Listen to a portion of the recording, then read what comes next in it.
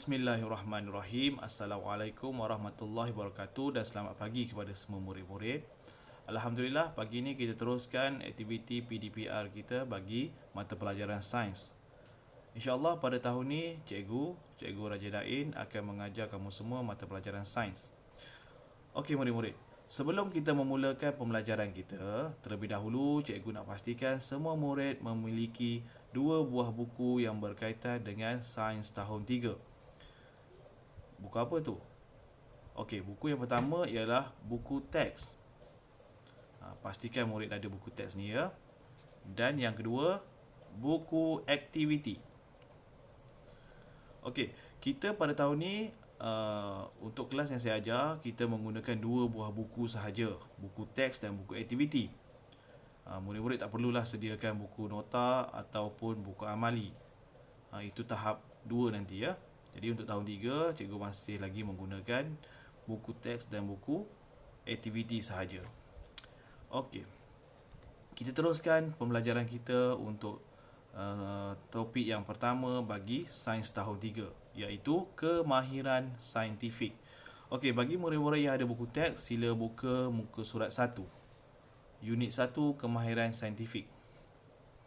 Okey, kita akan belajar tentang kemahiran saintifik.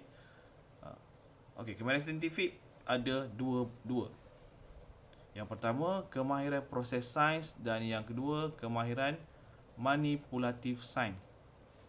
Apa yang dimaksudkan dengan kemahiran proses sains? Kemahiran proses sains ialah kemahiran yang perlu murid kuasai bagi menjalankan suatu aktiviti ataupun uji kaji dalam sains. Manakala kemahiran manipulatif ialah kemahiran gerak kerja ataupun hands on. Bagaimana murid mengendalikan radas, bagaimana murid mengendalikan spesimen, bagaimana murid mencuci radas. Okey, itu adalah kemahiran manipulatif. Jadi kita tumpukan terlebih dahulu kepada kemahiran proses sains. Kita tengok kemahiran proses sains yang pertama. Okey, boleh buka buku teks muka surat 2, iaitu memerhati. Okey, murid-murid boleh baca muka surat tersebut. Cikgu akan terangkan sedikit tentang apa yang dimaksudkan dengan memerhati. Bila kita sebut perkataan memerhati, kita akan secara automatik kita akan terbayang pemerhatian tersebut menggunakan mata. Tapi dalam sains, memerhati ini menggunakan semua deria yang kita ada. Manusia ada 5 deria. 5 deria. Ingat ya, ada 5 deria.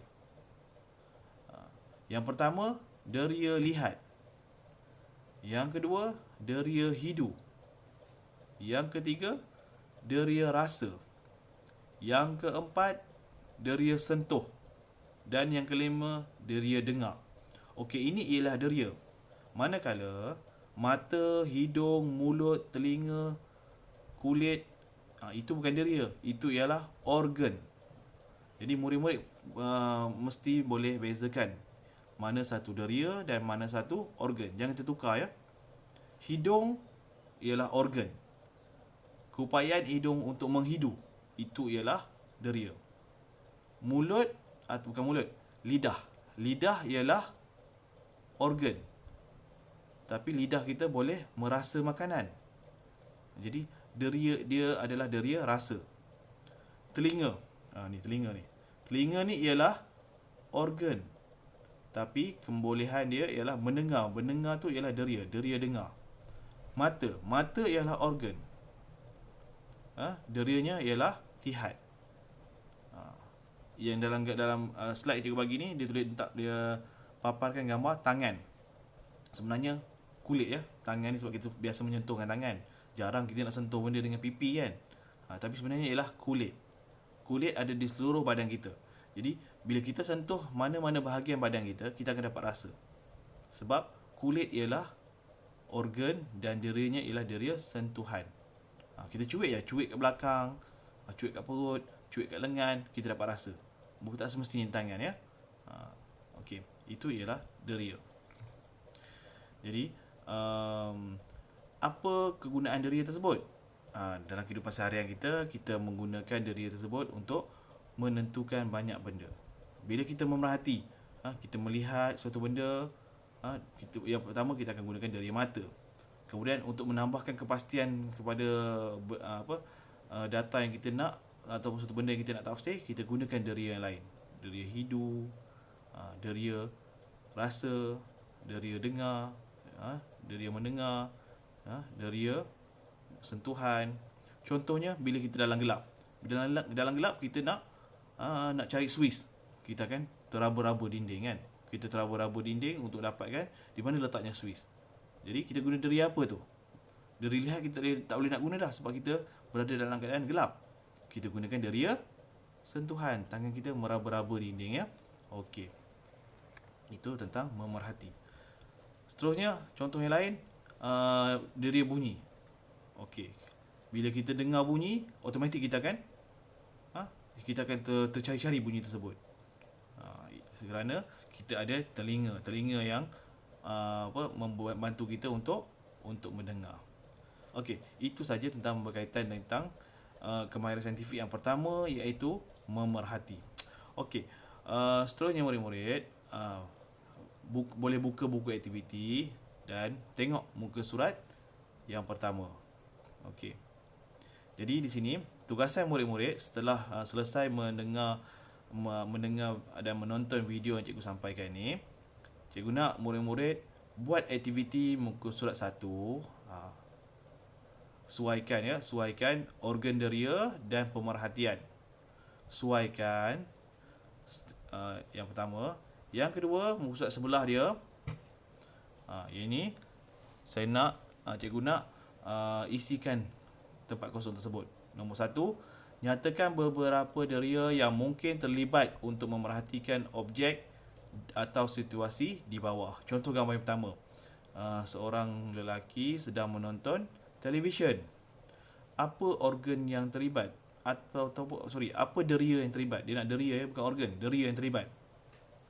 Bila kita menonton televisyen, apa deria yang terlibat? Okey, nombor 2 tu buah nangka. Okey, apa deria yang terlibat? Mungkin lebih daripada satu deria, ya. Mungkin lebih daripada 2 deria. Jadi murid-murid senaraikan. Kemudian nombor 3 tu gambar lelaki sedang menghirup air dalam cawan, dan air tu ada nampak macam panas kan, sebab dia ada uap kat atas tu. Jadi apa deria yang digunakan? Ada 2 pada pandangan cikgu, ada 2 deria di situ. Jadi murid-murid senaraikan ya. Yang keempat, budak lelaki tu menekup telinga apabila ada kilat. Dan kilat dan tentulah ada guruh kan. Jadi murid-murid senaraikan deria di situ, 1 ataupun 2 deria. Nombor 2, lengkapkan ayat di bawah. Kemahiran proses sains tempat kosong menggunakan deria 1, 2, 3, 4, 5. Ada 5 tempat kosong di situ. Jadi lengkapkan ayat tersebut ya. Okey, setelah murid-murid selesai menjawab aktiviti 2 aktiviti ni, aktiviti pertama dan kedua. Okey, murid-murid boleh minta bantuan ibu bapa untuk snap gambar dan hantar secara peribadi ke WhatsApp cikgu. Okey, jangan hantar dalam grup ya. Cikgu akan tengok dan cikgu akan nilaikan. Okey. Jadi setakat itu saja pembelajaran kita pada hari ini. InsyaAllah kita akan sambung pada minggu hadapan dengan topik kemahiran proses sains yang lain. Okey murid-murid, selamat belajar dan insyaAllah kita akan jumpa pada minggu hadapan. Sekian, terima kasih.